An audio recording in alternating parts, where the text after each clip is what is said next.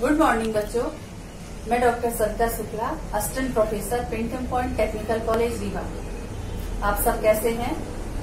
और विश्वास है कि आप सभी लोग घर में स्वस्थ और सुरक्षित होंगे और साथ में अपनी परीक्षा की भी तैयारी में लगे होंगे। तो चलिए आज हम टॉपिक लेते हैं अपूर्ण प्रतियोगिता, इम्परफेक्ट कॉम्पिटिशन। इससे पहले वाले वीडियो में हमने देखा था कि पूर्ण प्रतियोगिता क्या है और इसके अंतर्गत फर्म का संतुलन कैसे होता है।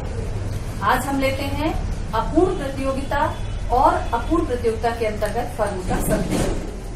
तो जो अपूर्ण प्रतियोगिता, इसका विचार प्रोफेसर श्रीमती जॉन रॉबिन्स के द्वारा दिया गया और उन्होंने कहा कि जो हमारा व्यवहारिक जगत है, वास्तविक जगत है, उसके लिए अपूर्ण प्रतियोगिता ही सबसे अधिक व्यवहारिक है, उपयुक्त है। क्योंकि जो पूर्ण प्रतियोगिता है, जो अपन ने देखा था, पूर्ण प्रतियोगिता एक काल्पनिक है, वास्तविक जगत में तो कहीं भी देखने नहीं मिलती है। तो अपूर्ण प्रतियोगिता किसे कहेंगे? तो अपूर्ण प्रतियोगिता तब पाई जाती है जब पूर्ण प्रतियोगिता की जो विशेषताएं होती हैं, उनमें से यदि किसी भी एक विशेषता का अभाव पाया जाए या अनुपस्थिति पाई जाए तो वो बाजार अपूर्ण प्रतियोगी बाजार हो जाता है। पूर्ण प्रतियोगिता की जैसे सबसे मुख्य विशेषता होती है क्रेताओं विक्रेताओं की संख्या का अधिक होना और वस्तु का समरूप होना। तो यदि इन दोनों में से कोई भी एक विशेषता बाजार में नहीं पाई जा रही है तो वो बाजार अपूर्ण प्रतियोगी बाजार है।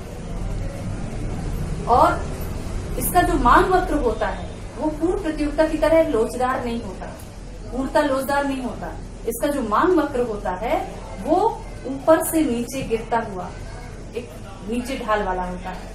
इसका कारण ये होता है कि यदि जो विक्रेता होता है, यदि उसको अपनी वस्तु की ज्यादा मात्रा में बेचनी होती है तो उसको अपनी वस्तु की कीमत घटानी पड़ती है और यही कारण है कि उसका जो मांग वक्र का ढाल होता है वो नीचे की ओर होता है। आज हम देखते हैं कि अपूर्ण प्रतियोगिता की कुछ विशेषताएं पाई जाती हैं, तभी हम कह सकते हैं कि बाजार अपूर्ण प्रतियोगी है। तो इसकी सबसे पहली विशेषता होती है कि जो अपूर्ण प्रतियोगिता में क्रेताओं विक्रेताओं की संख्या कम होती है और इसीलिए वो बाजार में वस्तु की कीमत को प्रभावित करने में सफल हो जाते हैं। दूसरा ये है कि इसमें जो बेची जाने वाली जो वस्तुएं होती है वो समरूप नहीं होती, इसमें कुछ न कुछ विभिन्नता होती है, जैसे गुण, आकार, पैकिंग, डिजाइन, रंग, रूप में इसमें अलग अलग प्रकार की होती है। इसके अलावा जो हमारे क्रेता विक्रेता होते हैं इनको बाजार की पूरी जानकारी नहीं होती, जैसे पूर्ण प्रतियोगिता में पाई जाती है। ये बाजार की जानकारी से अनभिज्ञ होते हैं, मतलब इनको ये मालूम नहीं होता कि कौन सी वस्तु कहाँ पर किस कीमत पर खरीदी बेची जा रही है, इसका इनको पूरा ज्ञान नहीं होता है।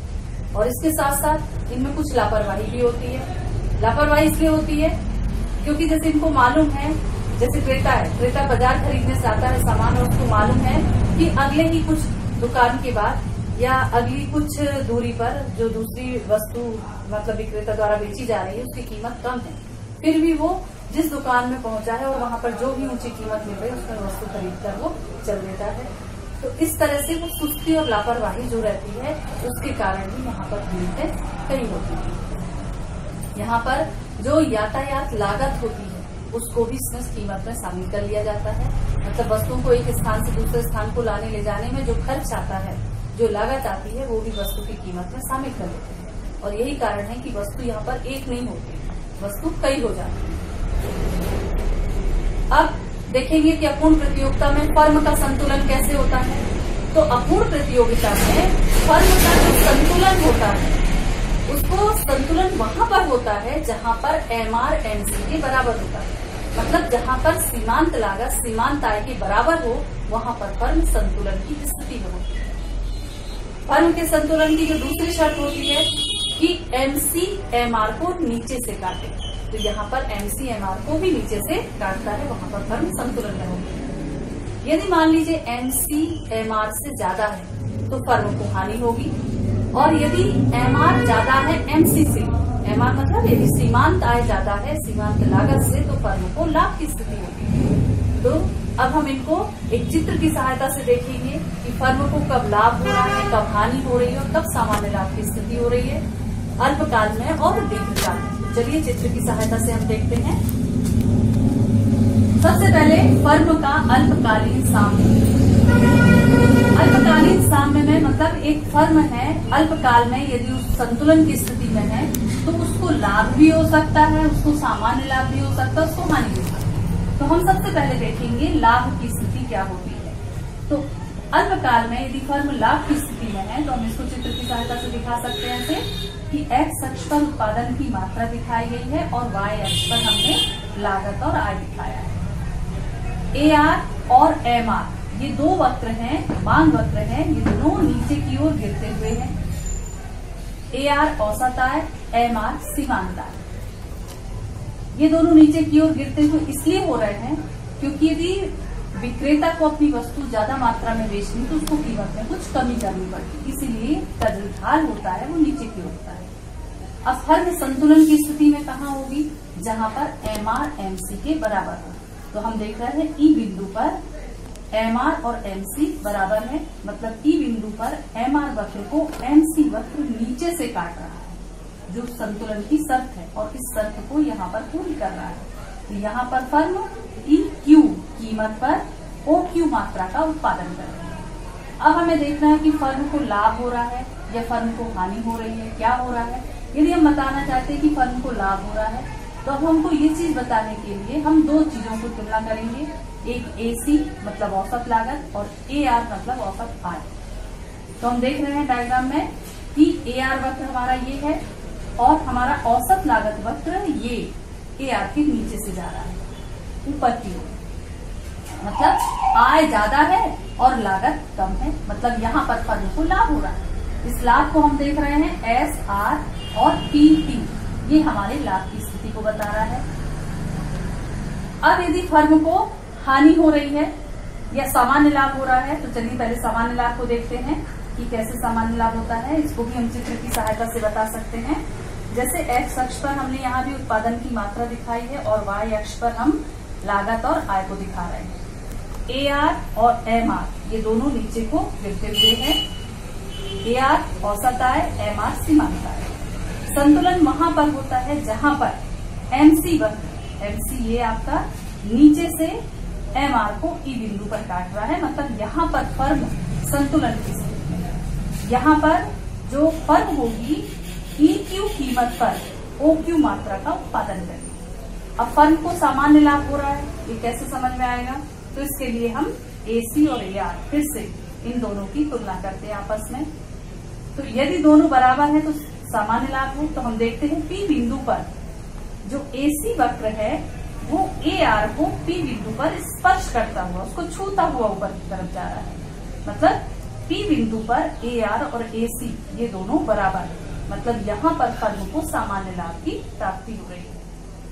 अब अल्पकाल में फर्म को एक तीसरी स्थिति हानि की भी हो सकती है, सामना करना पड़ सकता है। तो यहाँ पर हमने फिर से इसको दिखाने के लिए X अक्ष पर उत्पादन की मात्रा और Y अक्ष पर हमने वही लागत और आय दिखाया है। AR वक्र और MR वक्र ये दोनों नीचे की ओर गिरते हुए हैं। संतुलन की स्थिति में, हानि की स्थिति में भी वो तब होगी जब MR को MC वक्र नीचे से काटे। E बिंदु पर MC वक्र MR को नीचे से काट रहा है E बिंदु पर, मतलब EQ कीमत पर फर्म OQ मात्रा का उत्पादन करते हुए संतुलन की स्थिति में। अब हमें कैसे पता चले कि फर्म को हानि हो रही है? तो उसके लिए हम फिर से AC और AR इन दोनों को देखेंगे। तो हम देख रहे हैं यहाँ पर AC ऊपर से जा रहा है जबकि AR वक्र उसके नीचे, मतलब आय कम है और लागत ज्यादा लगानी पड़ रही है, मतलब यहाँ पर फर्म को हानि हो रही है। हानि की स्थिति जैसे TPSR ये हानि की स्थिति को बता रहा है। लेकिन फर्म यहाँ भी हानि होते हुए भी उत्पादन कर रही है। क्यों? क्योंकि जो इसका ABC औसत परिवर्तनशील लागत वक्र, ये जो लागत वक्र है इसकी ये कम है, तो मतलब औसत परिवर्तनशील जो लागत वक्र है इसमें फर्म उत्पादन हानि सहते हुए भी उत्पादन जारी रखती है। यदि इससे भी ज्यादा इसको हानि हो रही है तब वो उत्पादन को बंद कर देगी। तो इस तरह से यहाँ पर फर्म OQ मात्रा का उत्पादन हानि सहते हुए भी जारी रखती है। तो ये अल्पकाल में 3 स्थितियों का सामना करती है, लेकिन दीर्घकाल में फर्म को सिर्फ सामान्य लाभ की प्राप्ति होती है। क्योंकि दीर्घकाल में जो फर्में, यदि फर्म उद्योग में प्रवेश करती हैं और यदि देखती हैं कि अब फर्म का जो नॉर्मल प्रॉफिट है वो खत्म हो गया, सामान्य लाभ खत्म हो गया, तो जो प्रवेश की थी वो फर्में बाहर निकल जाती हैं। तो इस तरह से केवल उनको सामान्य लाभ की प्राप्ति होती है। तो इसमें हम देख रहे हैं वही चीज, एक्स अक्ष पर उत्पादन की मात्रा और वाई अक्ष पर लागत, और वाई अक्ष पर हमने लागत और आय दिखाया है। अब इसमें भी AR और MR दोनों नीचे की ओर गिरते हुए हैं। ई बिंदु पर, यहाँ पर ई बिंदु पर MC वक्र MR को काट रहा है, मतलब EQ कीमत पर फर्म OQ मात्रा का उत्पादन कर रही है। तो दीर्घकाल में सिर्फ सामान्य लाभ हो रहा है। क्यों? अब हमने AC और AR को देखते हुए, तो P बिंदु पर AC बराबर AR, मतलब P बिंदु पर ये दोनों एक दूसरे के बराबर हैं। यहाँ पर फर्म सामान्य लाभ की स्थिति में है। तो चलिए अब हम अपूर्ण प्रतियोगिता में अल्पकाल और दीर्घकाल, इन दोनों में फर्म को कौन कौन सी स्थितियों का सामना करना पड़ सकता है, ये सारी चीजें हमने इस डायग्राम के साथ देखा है। और अपूर्ण प्रतियोगिता एक व्यवहारिक स्थिति है और व्यवहारिक जगत में अपूर्ण प्रतियोगिता ही पाई जाती है। पूर्ण प्रतियोगिता काल्पनिक है, जो हमको कभी भी वास्तविक जगत में देखने को नहीं मिलती। Thank you.